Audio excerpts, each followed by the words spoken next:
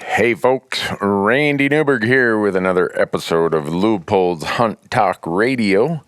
Today I'm in Park City, Utah at the Rocky Mountain Elk Foundation's Elk Camp and Mountain Festival, I think it's called. And I've been here, this is my third day here right now. Lot going on here. Man. So much excitement, so much activity. It's really fun, really interesting. One of the fun things is I've got to spend some time with one of our, I don't know if we can call him a regular guest, but probably the person who's been on our podcast more than anybody, Shane Mahoney. And Shane's going to be joining me in a minute. And he's such a busy guy at these things. He and I are like ships in the dark. Just we see each other in passing. Last night we actually got a chance to visit a little bit at an event, and we said maybe we should make up for those last couple events where we weren't able to coordinate schedules and get on the podcast. So Shane is so kind of wanting to share. I'll call it an update on the Wild Harvest Initiative. If you don't know what the Wild Harvest Initiative is, it's a project Shane's been working on for quite a few years now and is supported by a lot of nonprofit groups, a lot of state agencies, some of the hunting industry. And I'm going to summarize it. Shane will do a better job of describing it, but it's really his effort to try put a value on what the total consumed, well, I guess first he's calculating how much wild game, whether it's fish, fowl, birds, game, Americans and Canadians acquire. He's got a factor of how many people that get shared with to get a total number of people affected by the I'll call it, food system. A lot of worry these days about sustainable food systems, and this is part of that. It addresses many things, but what Shane's doing is accumulating all this data, both in terms of pounds, in terms of people, and it might even be in tons when he's all done because there's so much of it, of fish, of game, of all things that we acquire while out hunting and angling. And then he's trying to give it some value. When you think about the fact that for years and years, none of us have ever put an actual economic value on what this super high quality, amazing, sustainable, free range protein is worth. Worth to us, we've always talked about what it's worth to us intrinsically and culturally, and none of that is quantifiable, at least not when you get in these arguments where you're trying to convince policymakers to give priority to it, because they usually want to see the lowest common denominator, which is often money or economic value. So it's a really ambitious project that Shane's working on and has been working on for a long time. And he's getting to the point, I think he's going to give us an update. He's starting to get some of this humongous amount of data in a manageable point where he's going to be able to share it with us. Then I want to talk about the North American model a little bit. Shane Mahoney and Val Geist. Val is a retired professor, well respected in the wildlife community. And then John Organ. Those three guys kind of put together the principle, or at least brought to writing and brought to accumulated thought 20, 25 years ago, that what we do in North America, our system really has some basic tenets, some basic principles, and they put together this thing called the North American model. It's not like they invented it. It's what we've been doing, but they actually brought it to a body of work to say, this is how we do it in North America. So I want to get an update on that, because he's in the process, him and Val Geist, Dr. Geist, have a book that's about ready to come out. That'll be a really cool addition or update, whatever you're going to call it, to that.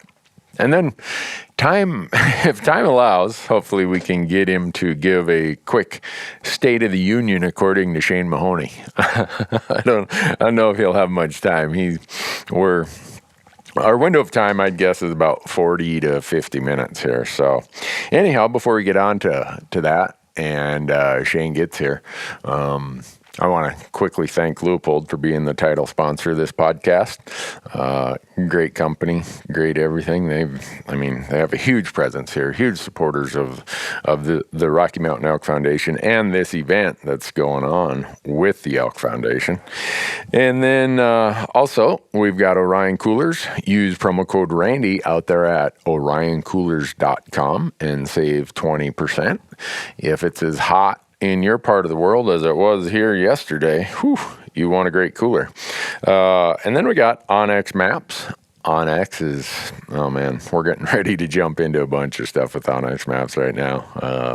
Some updates to e-scouting and other stuff. Go out there, go to onyxmaps.com, use promo code Randy and save 20% on any app purchases. I don't know how you could hunt in today's world without that Onyx app. I know I couldn't. I'm sure some people do, but for me, it would be really, really tough. And then also, GoHunt.com, they have their insider program. You hear us talk about it all the time. You hear us bring it up in many of our YouTube videos and so many other things. Well, right now, they have a 30-day free trial that's going on. So if you want to see all the details, all the inner workings, everything that you could possibly imagine about how we use the Go Hunt Insider system for all of our tag applications, draw odds, research, filtering out bull to cow ratios, harvest percentages, percentage public lands, just so many things. I would encourage you to go out there right now and take advantage of this 30-day free trial. And here's how you do it. Go to gohunt.com/Randy, R-A-N-D-Y, and it'll land you on the page with the 30-day free trial. And hopefully that works for you. Nothing to lose, and I'm sure you like it. So anyhow, with that, I'm going to get Shane on the microphone here and headset, and we're going to cover some of these topics. So thanks for being here today. Well, folks, I told you that our guest today was the most in-demand speaker, podcast guest in all of the hunting conservation industry that I travel in, Shane Mahoney. Shane, thanks for taking the time again today. It's always fun, Randy. Well, glad to be here. Yeah, well, you've been on our podcast many times, and I will say that if I have a request for who would you like to see on our podcast or hear on our podcast, you are always the get the guy from Canada, get Shane, get that guy. He's captivating, the way he talks, the way he sees the world. So I'm thankful that we're able to carve out a little time here at Elk Camp. Well, I'm grateful to your customers, your listeners about this. Thanks. Yeah. So last night you gave a riveting presentation. I was watching the audience out there as you talked about and you blend it so well with your wild harvest initiative that you've been working on and your view of the world of how much we and the rest of society have in common and how important we all are to each other rather than let's all divide into our own little camps and try to solve problems that way. And so I guess if you're interested or if you've got a little time, at what point are you now with the Wild Harvest Initiative? Well, we've made a tremendous progress on this project, and as with all ideas, they're a bit like amoebas. You don't expect it, but they send out a pseudopod here and a pseudopod there, and all of a sudden, you're moving in slightly different channels and circles than you expected. We have now compiled all of the hunting data from all 63 reporting jurisdictions in Canada and the United States. So every state, every province. Every state, every province, and some of the territories, there's one or two newly created territories that have not provided any information, but they don't have it to provide. So we have all there is, let me put it that way. Okay. We not only have it all, we have it all entered into a very sophisticated database we have set up, and We are now able to interrogate that database, of course, to come out with, some of the earliest numbers, the full list of species that we harvest by jurisdiction, the numbers of each species in each jurisdiction that's harvested. We have determined from the literature all the body weights for all of those species using average weights. We've determined the dressed weights that are available in the literature and other reports. We have determined a consumable weight, which is down from the dressed weight. So we're trying to be very conservative so nobody can criticize us for trying to hype this up in any way. So we now know the total numbers of animals, and we now know the total biomass. We now know right down to the number of meals that this is currently providing. In addition to that, we now have in our possession all of the recreational fishing data for Canada and the United States, both freshwater and marine recreational fishing data from Gulf states and so on, Pacific states, and so on. And we now have all of the Canadian data already entered in the database, and we are currently working feverishly to load the large amount of information that we have on fishing from the United States. Our hope is that by Christmas, if not before, we will have all of that in the database as well. Wow. In addition to that, we have completed the first sharing index survey, and I mentioned this on one of our earlier discussions, Randy. I really want to find out how many people in Canada and the United States actually consume wild meat. We make a great deal of noise about, the amount of money that the hunting and angling community provide, rightfully so, through things like the Pittman-Robertson funding mechanism and the Wallop-Rowe, Dingle-Johnson on the fishing side. And they roughly come in at, about $6 billion each has been raised for conservation. So rightfully so that we emphasize these things. And what we pay for our hunting and fishing licenses. But that's the value of hunting. I'm interested in the value of wildlife. So I hope people stop and think about that. You're talking about how to put a value on this important component to what we love, the wildlife and its presence. That's the very basis of it. So if you can think about it as the other face of the coin, if you will. And we've done a lot with the first face, talking about what we've done as conservationists in the hunting community. But we've really never done anything, and I mean anything, about trying to actually put a value on that wildlife. And I'm going to put a food value on that wildlife because I think a food value matters to people. They understand it. They can relate to it. And so we have now collected all of the sort of standard prices for beef, pork, chicken, turkey, that kind of thing that are sold across Canada and the United States through Nielsen ratings and other things. So we are very close now to coming up with our sort of first kind of rough estimate of what the value would be. I can assure you that it will be in the many billions of dollars. Really? Yes. And that, of course, does not even include the fish. So you can imagine where it will go after we include fish. So what we will do, though, that's a minimum because we're just using sort of the standard average prices. But as you know, if you go into a restaurant and eat even farmed venison, for example, you pay an awful lot more for that meat than you pay for. So we are going to work with economists now to say, okay, let's say we had this quality of a product in the marketplace. What would it be worth? So we're getting very close to being able to come out with those numbers. But coming back to this sharing index, I really want to know how many people consume the meat. And my argument there is not, these people are dependent on this, or, they will starve if they don't have it. The reason I want to do that is I want to emphasize the fact of how much hunters share with people. And with disadvantaged people in some cases, obviously, we know lots of programs like that. But also just with their families and their friends and their colleagues. It may just be a pot of elk chili that someone brings to their office, and 4 or 5 people in the office who may not hunt share in that.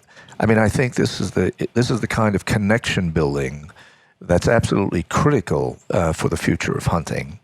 And I want to put numbers around this. And my estimate is that the 40 million hunters and anglers in Canada and the United States probably share that food with another 200 million or more people. And think about it, man. It's very easy. You to take an elk. Let's say you come home, you have your family, then you have some friends, and neighbors. I mean, you just think we're probably being conservative there as well. So all of a sudden, out of a population of human beings of 360 million between Canada and the United States, we may see the market network, if you will, which is how business people would look at a product, of reaching potentially, 250 million or more people. Wow. So we've completed the first survey in Texas, and the Texas Parks and Wildlife Division were incredibly helpful with this. And we are analyzing these statistics. And the very likely next state in which this will take place will probably be Nevada, and then Arizona, and hopefully Florida. And we'll do it in a series of different states and provinces to get a picture North America-wide. And then we will be able to empirically, it's not just Shane talking off the top of his head, but it will be really truly measured, how many people are sharing in this. So in the late August, we are bringing together the 35 partners who are now currently in support of this. And, it's going to be quite a meeting to be held in Little St. John's, Newfoundland, because you're going to have, you're going to have Sitka, and you're going to have the Wild Sheep Foundation, you're going to have the Elk Foundation, you're going to have Dallas Safari Club Foundation, you're going to have, the Wildlife Agency, government agency from Arizona, from Nevada, from Texas, and from Florida, Quality Deer Management Association, the U.S. Sportsman's Alliance, Whitetails Unlimited. I mean, the list just goes on, and they are all going to be gathered, and in that meeting, which will take place over 3 days, we will present to them that they'll be the first to see the new findings that are coming out of it, and we will be presenting them where the idea came from and how it has expanded, because it was very difficult for me to give people the full vision of what I had in mind with this at the beginning, Randy. Mm-hmm. It would have seemed, just too fanciful, really. But we are building now already the models to include the fruit and wild berry gathering, the mushroom gathering, the medicinal plant gathering, the wild rice gathering, the shed antler gathering, right? And the whole idea, you can see it, right? The whole idea is to bring this kind of news to the world that in these very wealthy, highly technological societies, democratic societies, we still have a huge number of people who harvest from the natural world. And somehow, governments everywhere have been able to largely ignore the significance of that harvesting of natural products in their decisions around land use policy. And I want that to change. Yeah. Yeah, I want to be able to tell them. I want when Randy Newberg talks to somebody about, an elected official about the value of that land, he no longer has to just express his own spiritual and personal, engagement with it. Mm-hmm. He's able to talk about, well, it just so happens that, it's not just 40 million hunters and anglers, it's another, 50 million berry pickers and, fruit pickers and nut pickers and mushroom pickers and all this kind of thing. And, when you put it together, what we really have is a community of people who have chosen to spend part of their lives still in pursuit of their food from wild sources. Yeah. And that's a beautiful thing. That is remarkable when you think about how our society continues to expand and expand and expand, yet we still have kept ourselves, at least a lot of us, connected to that natural process of this landscape provides us something we need, food or whatever else, and that we value because of the quality it provides. Like in the presentation that you did yesterday, you spoke of, well, look, this is natural. And one of the striking things to me was you showed somebody getting ready to give a vaccination to a domestic animal. Yeah. And it was just a very striking image for me of, everything that crosses my table that is pretty much all of it's wild harvested, I'm exempting myself from all of those complications, and my process of being involved hopefully helps contribute to nurturing and expanding and conserving that process. It's so remarkable. I remember when you first started with this, Shane. I've known you for a long time, and so I was really excited. It did not seem fanciful to me at all, because I knew your background, I knew your talents, and I knew that if anybody was going to be able to paint this big picture of quantifying and giving us value and giving us connection that maybe the rest of society would understand, I'd be happy to put my money on Shane Mahoney getting it done. Well, I'm grateful for the faith, and I won't let you down. One of the other, we've had our first master's student graduate studying an aspect of this too, and we're just submitting our first paper for publication on it, so we're keeping alive that academic side of things.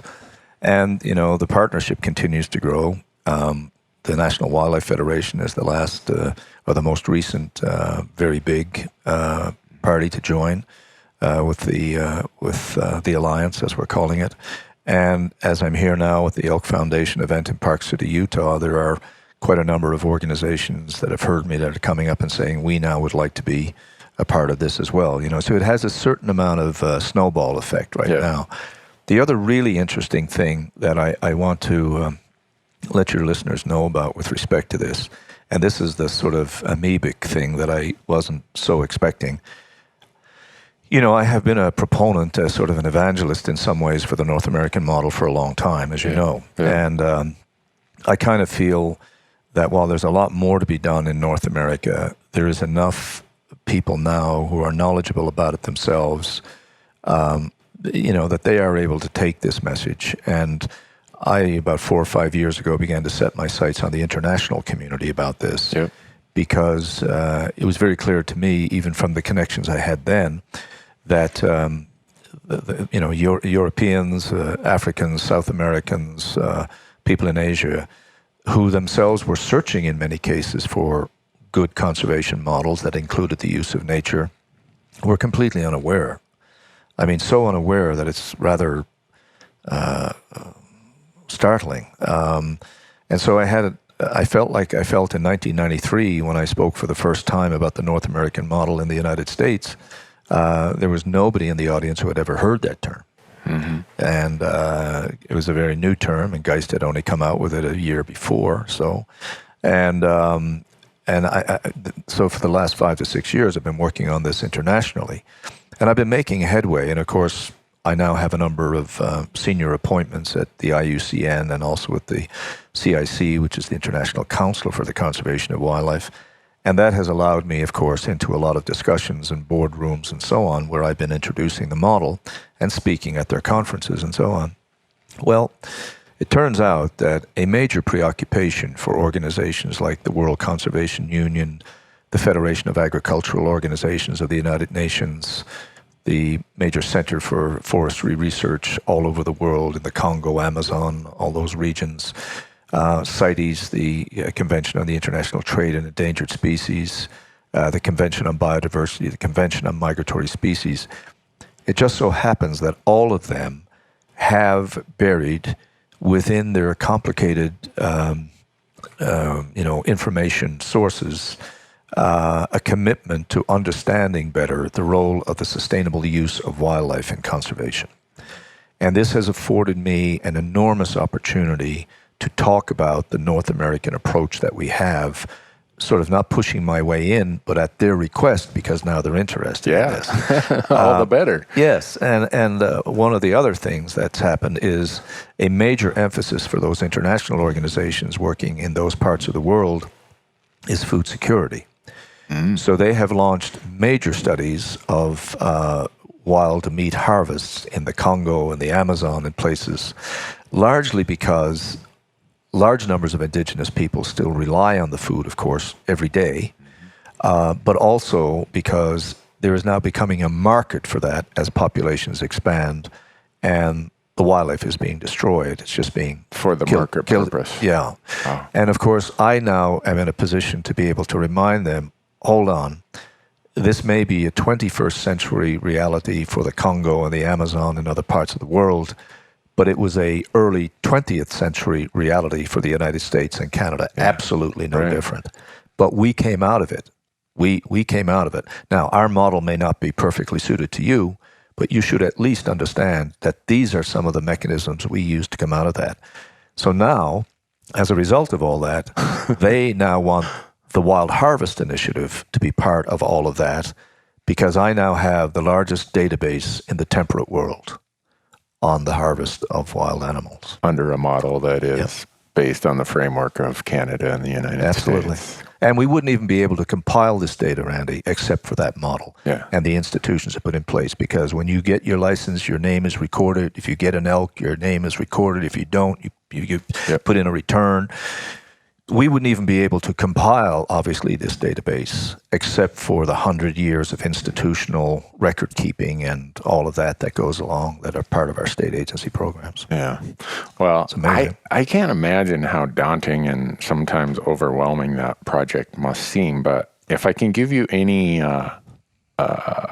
smile to your day, when I see it, and I see your presentation last night, and you and I have a chance to visit like we did last night or at other times, it gives me so much optimism about where we're at with this message and with how we as the hunting, angling, gathering community are starting to be looked at even by people who maybe don't participate in what we do as, wow, these are people focused on health and sustainability and the quality of their food. And it becomes such an easy message to convey rather than when I used to have this paradigm of, I'm always, my activity, my lifestyle, the way I procure my food is under attack.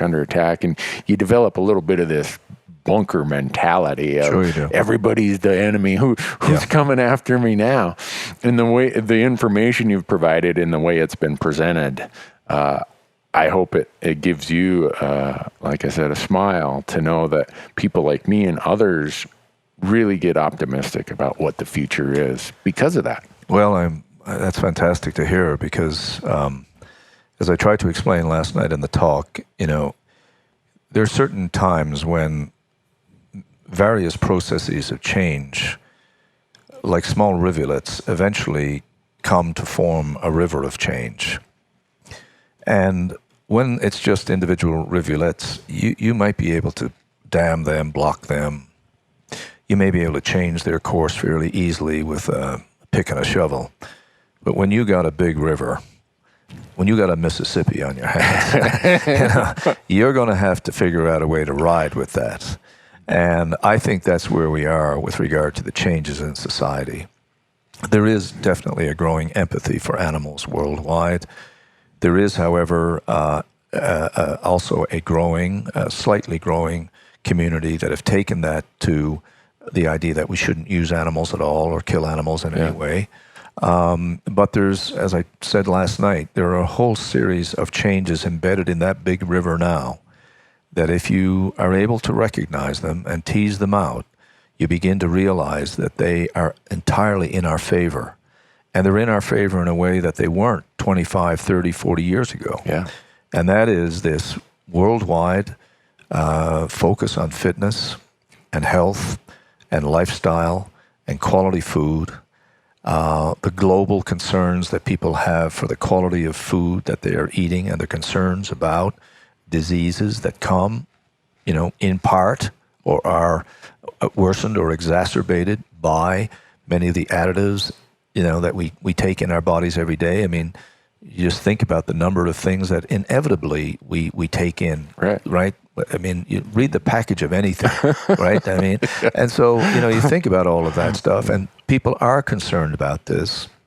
They are concerned about their bodies and, staying in shape, and they're worried about obesity. They're worried about, they know the risks of being overweight.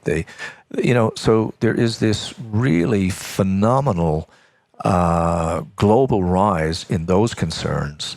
And of course, I don't have to tell any of your listeners that food has just become, in a strange way, just a massive preoccupation of people, right? It has. The chefs are the superstars, right, man. they're the Michael Jordans of the world. I'm telling you, Yeah. it's. I mean, how did this happen? But anyway, it has happened, and so that also is really important to us because, in the main, the vast majority of all the hunting that's been done in North America since the model's inception and even its early origins and even before to some extent, was about consuming the animal. Right. It wasn't the only motivation. That's not my point, but right. we were consuming it. On top of that, all of these things, a group of people or you yourself on your own go out and spend a day in nature. You might fly fishing. You might not be doing anything. You might be just, I spent a lot of time just following animals for my research. I wasn't hunting them, and I wasn't, fishing. I wasn't doing anything except being out there with them. But you know how you feel after a day, particularly of exercising out in nature. Yes. And it's not even the same as exercising in a gym. There's Not at a all. world of difference, Yes. right? We all know this. And you come back and you say to your friends or your family, what a day. It was just gorgeous out there. I saw this, I saw that, and I saw the other thing. Nobody has to tell you at the individual level that day was good for you. Mm-hmm. You know it. You know it. It's good for you. Yeah. But what's happening now is medical research is really starting to catch up with this information. They're really starting to do a lot of detailed research, having people strapped up with various measuring devices, blood pressure, heart rate, these kinds of things, and really trying to measure what those experiences are giving us. And there's just an irrefutable amount of evidence now that I feel good statement is actually the result of your body reacting to those experiences. So here we have all of those trends coming together, and here we are, the people who wish to spend time in the outdoors and who spend a really what I would call energetic time in the outdoors, because hunting is a very active kind Yes. of... Not sedentary. Yeah. And we are the ones that are bringing back all of this wild food. And of course, most of us who hunt, we also pick berries, and we also, we do all those things too, right? And the third thing, I think, that's really kind of as a communication aspect and benefit to us, we're living even here in the United States and Canada in a world where people are also becoming more concerned about the stability of the world. Mm-hmm. And in my personal view, I think they have every right to be. I travel the world a great deal now, and I am deeply concerned about what I see taking place in various parts of the world. And we have had a long time between major wars, a very unusually long period of time. And people, more so in some areas than others, are developing a real sensitivity to this. And that makes them more desirable of the sort of foundational good things about quieter lives, about ordinary lives, Mm-hmm. And one of the things that we've always admired in every culture around the world, from the most indigenous still hunter-gatherer societies that are left all the way up to the most, technological and wealthy countries, we admire people who share. Yeah. We all do. We always admire people who give things, right? Right? Right. And we have such a tradition in the Wild Harvest Network, whether we're harvesting berries or fruits or wild fish or wild game, whatever it is, of sharing. And we have big plans in this project, in the communication side of it, to develop messages and images and communications that emphasize this whole idea of sharing. And of course, with this sharing index, I'm going to have the numbers to back up those statements, Randy. Yeah. So all of this is being worked on. So when the team meets and the Alliance meets in St. John's at the end of August, they're going to see a lot of new things, including the fact that the Convention on Biodiversity is now, I spoke at Cambridge just 2 weeks ago about this to the gathering there from the Convention on Biodiversity. I'll be speaking at the CITES Convention by their invitation in Geneva in 2 weeks' time about this. I've been invited to French Guyana to help set up programs there. The South African people, the people in Namibia are very interested about this. We have a European partner who now is interested in asking me if I would expand this program potentially into Europe. And it all goes back to your comments in the beginning, Randy, that see, there's nothing threatening here. Yeah. It threatens nobody. And one day, I hope, we will see, ranchers and farmers and hunters and wild food gatherers. And I'm talking in those communities of those people who care for their animals appropriately, who are interested in the outdoors, who are interested in the environment. And there's tons of them, Randy. Oh, yeah. We hear the horror stories, of course. Exactly. We never hear the wide band of the middle, who all share the same concerns. I was stopped just this morning as I went into the restaurant to get a coffee by a gentleman, and he said, "I'm a dairy farmer," and he said, "I just couldn't get over your talk last night," and we went on to talk to about a whole variety of things, and he talked about his animals and how he names them all and all this kind of stuff, and how I was just in a big debate with people about hunters, frankly, who were, criticizing people, who talk about, who are opposed to hunting and give animals names and sort of criticize these people because they're opposed to hunting, and then criticize them because they give their animals names. And I said to them, "So what do you call your dog? It?" As I say, sometimes it's so ridiculous, Randy, right? Yeah. I mean, there are legitimate differences of opinion, but, to attack people just because they want to refer to an animal by their name. Every animal I've ever had in my company, I named. Yeah. And it probably would have been the greatest joy in my life if one day my dog or cat looked up at me and said, "Hey, Shane."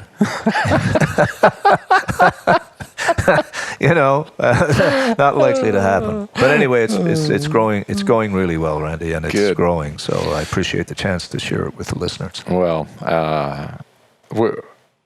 quickly before we jump onto another topic that you kind of touched on, is there a place where the listeners can help? Is there a newsletter they can get updates to, or is there a website they can go to? Or what's going to happen at the meeting? We'll be releasing a brand new platform, web platform that will be dedicated totally to the wild harvest and wild harvest issues.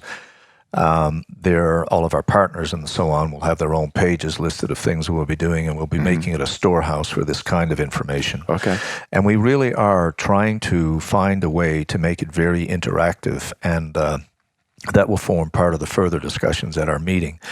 What we're hoping for is that because we'll have these enormous actual databases, we'll actually have the numbers and all these kinds of things, that we will have interest from a wide range of people in society who are interested in the numbers, such as academics or journalists or things of this nature. But we're also going to have sections there that will deal with wild food generally, and not just with meat and fish and so on, but we're going to be talking about the full spectrum of foods. And we're hoping then that people will, share their stories. We're going to have live platforms there for that to happen. I'm giving some serious consideration to setting up a special podcast on this, Randy, but I'm so busy. I don't know. You are. I don't know how you do what you do. I don't know where I fit it, but I think it would be a great thing to be able to do, obviously.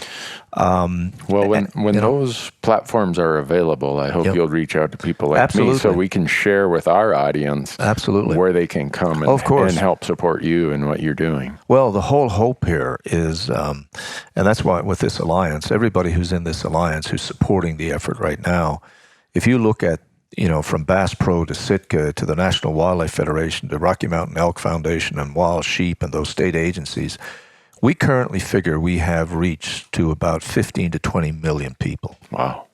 Now, I don't know of any other organization that can claim that. So our hope is that we will start to produce product, and that will go out through that network. And then, of course, other networks like yours, we want that information to flow out through them as well. It will sort of radiate out from Conservation Visions out to the partnership that's the kind of model at least we're working on, Randy. We're taking advice from a big company that we've hired to sort of help us with all of this. And, that will be an evolving process too. But we have plans for films, and we have plans for events and a lot of things around it, So. Well, I'm just going to tell the audience, when that becomes available, I will use my platforms to their highest leverage to make sure that they know where to find it. Thank you very much for that, Randy. A lot of people, and I'm going to kind of pivot here to the North American model. When I first heard the term, I was on the board of directors of a hunting group, and that's when I first became aware of you and Val Geist and John Organ had worked on this project of kind of putting together what I'd heard the term North American model, but in my head I'm like, well, what is that really? Back, I don't know when it was, 95, 96, I think, is when I first saw it laid out in here's the general principles, here's the 7 tenets of it.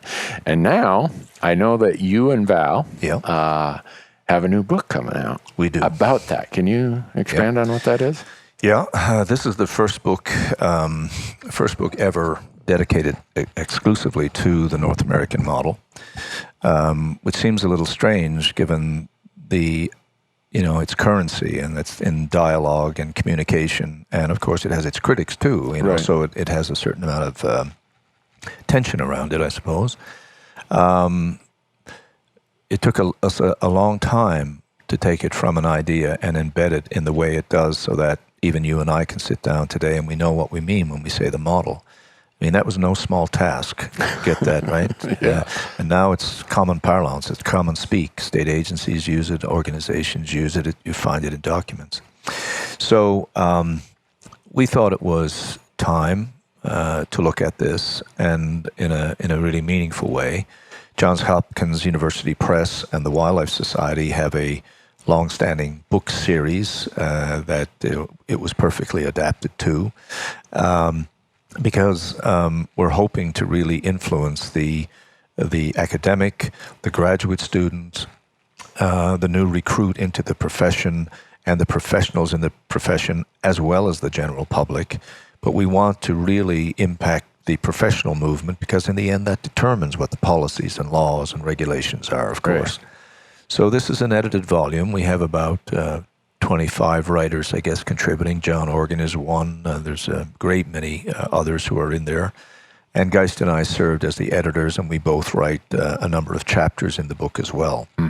It will be released in August of this year, and or it will be first out in August. There will actually be a release of the book at the Wildlife Society meeting in the first week of October. Okay. And from there, of course, we hope that it will get some reasonable circulation, because, between that book and the 2 monographs that I've completed a few years ago on the role of hunting in North American conservation, which stuck specifically to the hunting role, a new student starting out can really put that book and those 2 small monographs, in their hand, really, or under their arm, and they really have pretty much everything they need, frankly, to understand why things are as they are and how they came to be, as well as I have been fairly critical in some of my chapters about the things that I think we missed in the model. Oh, okay. As well as there's a fairly strong chapter in there. Gordon Hewitt and other people at the Caesar Kleberg Institute wrote that chapter on the challenges to the North American model, where we think it may be going, what we think we have to do to protect it. So it's a big deal, and it shows that the model, and that term, of course, was first coined by Valerius Geist. I took it upon myself to become the sort of the evangelist and for it, and many others eventually, of course, did likewise. But when we started, when he and I first talked about it, it was a very simple thing. It was much like the Wild Harvest to me. Here was a great idea. and unless it was moved with a tremendous amount of energy, it would just be a term that would have been in a paper and would have been lost. Mm-hmm. And I argue today that because that did not happen, because without money and without support and without any kind of organizational structure, and certainly in my case, on all annual leave time, that's how I did all the work I did, we would simply not have that model being discussed today. It would have been long forgotten about, and a lot of the arguments that have been put up in defense of hunting and angling in legislatures and in forums and in debates and so on and so forth would never have had the same strength. But when people saw that there was actually a rigorous system of laws and policies and institutions and knowledge that was behind this, I think their arguments carried a great deal more weight. Certainly. I really think it made a difference. Yeah, I mean, you and I get invited to a lot of those conferences. You and I were at that one in Bozeman in November, and it was a frank discussion about the model and where are the weaknesses, or where does the model have its opportunities going forward to expand, and where do we have to think about some of these things. And I'll admit that sitting in conferences listening to critics of the model is a little bit hard for me to want to raise my hand and say, wait a second. No, it's true. But without having that body of work that you and Val and others have put in for decades now, it would have been very hard to have discussions like this, to have a critical analysis of where is it and what's its validity today. And I think most people have concluded, it still is the valid structure for today. Well, I don't think there's any doubt about that. I mean, I think we have to accept that there comes time when you have to reflect and you have to change. I personally believe that, this wild harvest approach, I'm not saying my program, because there can be many programs, but this approach is probably, this is not a right turn. This is just a slight, reorienting of the model, in my view, and reorienting in particular a way of explaining it, and also answering one of the criticisms that is legitimate, which is making it more inclusive. Mm-hmm. And this Wild Harvest Initiative is all about that. Yeah. So, when you see the products that are coming out of this, you'll see collages of photographs that they'll include berry pickers and bikers and bird watchers and farmers and ranchers and so on. And yes, there'll be images of hunters and anglers, but they'll be part of that collage of imagery. Mm-hmm. And I think one thing that we did too much of was to try to exceptionalize hunting. And as I said to many people, David Allen and other people that we both know, my objective here with the Wild Harvest Initiative is to tone it down and simply to re-normalize it. Normalize it rather than sensationalize it. That's where it needs to be. People need to be living on the street and say, that fellow over there with the black car, that's a friend of mine, Randy Newberg. Yeah, he does this, he does that, and he's a hunter too. He comes over, brings me over some food. Like that. It needs to be that casual. Yeah. Right? Then we will have made it. Right. Right. Well, one of the images, I keep going back to your presentation last night, is you talked about maple syrup and the harvest of syrup. I know very few Americans who, when they have their breakfast sometime during the week, who do not use maple syrup. Yeah. And you think about that is a naturally harvested product dependent upon clean air, a stable climate, clean water, healthful landscape. Totally. If there's entry points for people to understand the perspective we have, that almost sounds like divisive, but I'm going to say it that way. Mm-hmm. It's these kind of things that are very normal. Sure. And through not a connection of too many dots, you go from harvesting maple syrup to harvesting wild rice to eating a panfish out of the lake to shooting a grouse or a rabbit. Exactly. And all of it is the consumption of something we need, high quality, sustainable food. Totally. But you see, think about that story that you've just told there as you've laid it out, and think about how different the story about hunting has been told in the past. Right. Yeah. And this is what I mean about, I have serious partners in this Wild Harvest Alliance who lead state agencies. And amongst them, there are a number who say that this Wild Harvest Initiative, this idea, is the last best chance. Mm-hmm. I'm standing in that same line. Yeah. I think about my own interactions with people. Coming up the elevator the other day, Corey Jacobson and I have my podcast kit, and on it has all of my partners who I work with, and a gal from not our country, she said, "Do you kill animals with that?" And we were explaining, no, it's a podcast kit. Well, I had to get off the first floor, and Corey went up they both got off on the next floor. And so the next morning I asked Corey, I said, where was that discussion going? He said, well, I just told her, no, we for us, we go on, this is part of how we get food. And it was like, oh, okay. Yeah.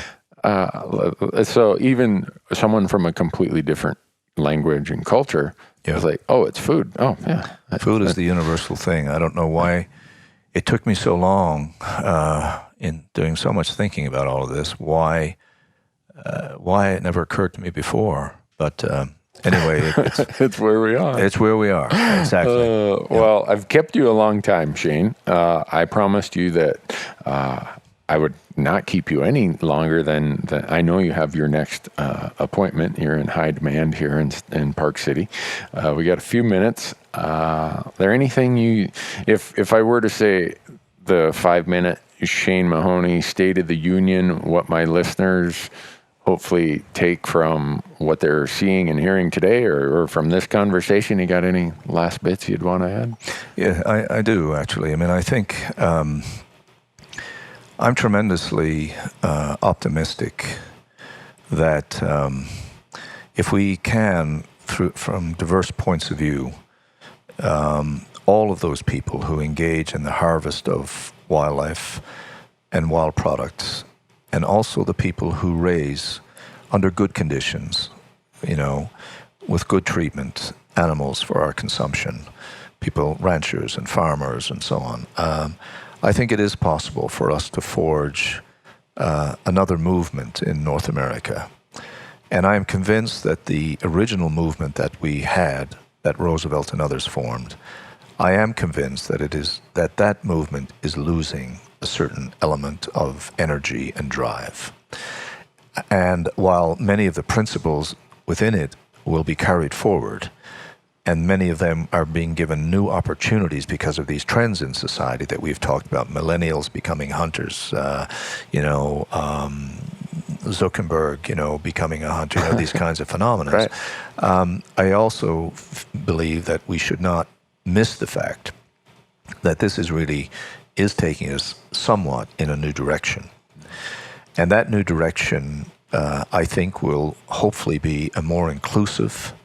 And because it's more inclusive, I think it will be more resilient, a stronger conservation movement that has the sustainable use of nature as one of its absolutely key components. I think going forward, we have a real chance to forge this now. We could inevitably end up with fewer hunters in this country and in Canada, Randy. That's probably going to happen. Mm-hmm. But that does not mean that hunting is going to go away. And it doesn't mean that hunting and angling can't remain major forces in that community, that network community that I'm trying to create to ensure that wildlife and wild places are protected. It's not just about numbers, whether we have 40 million or we got 10 million, mm-hmm. whatever. It's about what those people that are there do that make the difference. If you look at the 11.5 million, whatever it is, of hunters in the United States today, how many of them are really active in conservation in the way, let's say, that Randy Newberg is? Yeah. Unfortunately, not enough. So I want to find all those people out there with medicinal plants and berries and fruits and mushrooms and shed antlers and maple syrup and wild rices and Christmas trees and firewood and deer and waterfowl and bluegills and brook trout and whatever. I want to find that community and find a way for them to talk to one another. Yeah. And that's a big, powerful community. And I'll tell you something. I think that community will have conversations amongst themselves that will make them feel really good about what they do. And I also believe that the conversations that they have amongst themselves, they can just as easily have with other people, because other people will not be opposed to what they do and the way they do things. Yeah. That's my vision. No, I share it. And if you could have seen the smile on my face when I came up to my room last night about optimism is the best word I can give. You may not realize it, but your message and the way you've provided it and connected the dots, anyone who is a hunter, I think, is going to be very optimistic when they hear from you and see the work you're doing and realizes it's just a little bit of an awareness. We get so busy in our daily lives, we can start down a path, and in what we consume in messages, we kind of find what fits maybe our fear of that day or our concern. Every once in a while, it's good to just stand on the rock and look around and say, wait a second here. And that's what I felt I was doing last night. And I need a dose of Shane Mahoney about every 6 months. And I'm so thankful we're at all these conferences together, because nothing makes me more optimistic than to hear and see and talk with you about these kind of things, because you've seen it, you've done it, you see I don't travel to the rest of this amazing planet like you do. I don't interact with so many cultures like you do. And so when you express that, we're all so similar. We have so many similarities. It's true. Like, you know what? We're making this problem a lot harder than it is. It's going to be a hard problem to solve and to keep our eye on the ball, but it's not as hard as we want to make it. No, I think that's true. And I think that's why last night I opened up by saying, tonight I want to talk about all those trends in society that are with us. Yeah. Let's not forget this. Yeah. Right. Yeah. Anyway, Randy, I'm going to have to run. Yes, I do. thank Thanks you, very Shane. much for having me on. Yes. Always a pleasure. Always. Thank you.